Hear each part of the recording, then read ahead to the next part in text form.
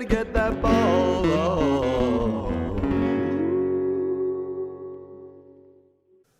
Hi there, Schmick here with squashfitnesstips.com, and in this video I just want to show you a particular stretch called the Piriformis stretch, and it's a little bit different to what most squash players do. First I want to show you what most squash players will do. They get into a position, it's the pigeon stretch basically. They put this foot underneath their hips almost, and then just come down and rest down like this. It feels great, but it's a very limiting stretch. What it actually does is only stretching one particular area around here. The reason most people do is because that's what they've been taught, and it's actually an easier stretch. It's not as difficult. What I want to do instead, we want to get something that we can rest on to elevate us. Instead of having a bent leg like this, back like this, we're actually going to open up the angle with our leg. And it's going to spread the stretch not only here but all the way down the leg and deeper into your squash butt. We can avoid that DOMS, that delayed onset muscle soreness that you get sometimes after playing after a long break. Okay, so here's what we do. We've got some sort of cushion. You might need something high to start with. So from here you're going to gently push your foot over like this, rest down onto the cushion. Here, I'm using support here, so I'm not putting my full weight into the stretch yet. I'm easing my body into it. I'm using this as support. I'm opening up the angle in this leg. And I'm going to try and straighten that leg, the back leg, and rotate the hip forward like this to square the hips up. You don't want to be sort of opening up like this. If you're using a cushion that's too low, you're going to want to do that. So if you find yourself doing this, you need to get another cushion to give yourself a little bit more elevation to allow those hips to square up. And from here, the hips square, trying to keep a straight back. And then we're just going to rest this leg down onto the cushion. There might be a little bit of rotation, hip rotation outwards. That's going to be normal, as long as it's not too extreme.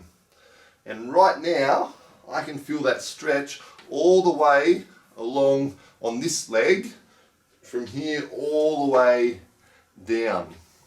From this position, I'm going to always focus on trying to square those hips up, and you notice my spine straightens from here, and keeping those hips as square as possible, then you're going to lean down forward.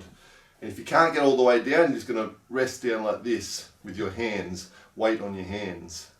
This is going to be a much more comprehensive stretch and much more effective in terms of squash fitness recovery. That's it. I'm going to show you the other side. To come out of it, you come out slowly.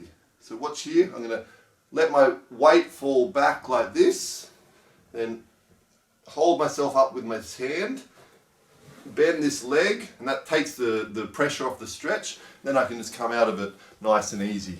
Let's do the other side so that you can see, I can show you which area it's actually stretching a little bit more than the normal squash stretch that most players do. So again, I don't have the support here, so I need to be a little bit extra careful. From here, I'm moving the leg up with my hand. I'm going to rest onto the cushion and not fall off, hopefully. From here, it would be much better if I had a support here that I could push off, so that I could push off like this and square those hips up. So this time, on this side, my right side, I'm trying to square and get those hips coming forward. Here, this angle in my leg is a little bit acute. It's just under 90 degrees. So I'm going to, watch here, I'm going to rest here, just open it up a little bit, and then put the weight back on to this resting leg. And from here you can see my back's a little bit rounded, so I want to square those hips up and straighten the back. From here, I'm going to rest down into this position.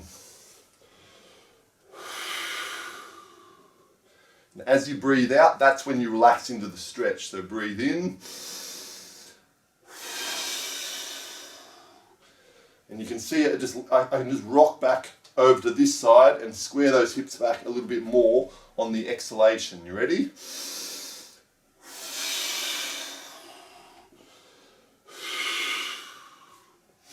At the moment, instead of just feeling the stretch here like you would with that normal stretch that most squash players do, where they bend the leg and sit on their heel, sit on this front heel, now I'm feeling it there, but I'm also feeling it all along the IT band, the piriformis muscle, and I'm feeling this hip opening up that way. So I'm always constantly doing this. This is just the basic static stretch.